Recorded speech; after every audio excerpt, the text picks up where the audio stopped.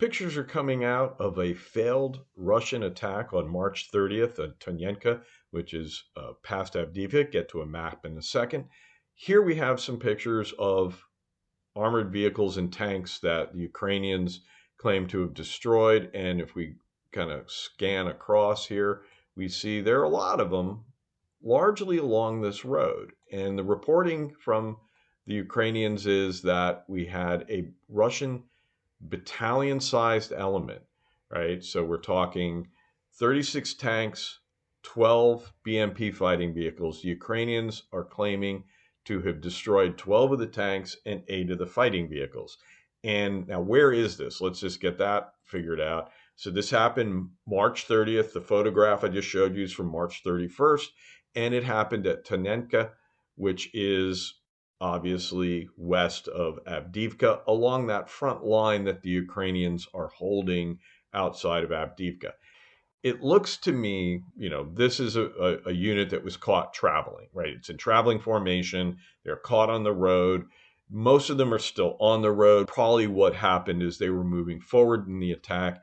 The Ukrainians, typically what you try to do is you try to take out the lead vehicle in a column like this and the trail vehicle, trapping them on the road. It's probably muddy out there. I don't know. We do have vehicles off the road, but you try to, you capture them, you trap them on the road, and then you hit them with artillery. And now this is the first, by the way, this is the first battalion-sized mechanized attack the Russians have done really since October. And they have been following a pattern that I did a video on the other day of using, attacking positions with glide bombs, artillery, and then using small dismounted infantry units to close the gap and to attack the Ukrainian position. Here, they've done something very different. Now, the reporting even at that time was that, yes, that pattern that I described there, that's what they're doing the most of. Now and then they do experiment with other things. And here's an experiment. Didn't go well. Something like this, is going to present the Ukrainians with a juicy target, right? And the Ukrainians' problem is they don't have a lot of artillery. The advantage I saw in the Russian pattern of having these small unit attacks up and down the line was it prevented the Ukrainians from ever being able to have a good target to concentrate their limited resources on. And looks like on March 30th, the Russians obliged the Ukrainians by giving them a big, obvious target. And the Ukrainians probably devoted some of their scarce resources to repelling the attack. And at least this portion of it didn't get close. Other units might have continued forward. We don't know. The reporting's incomplete.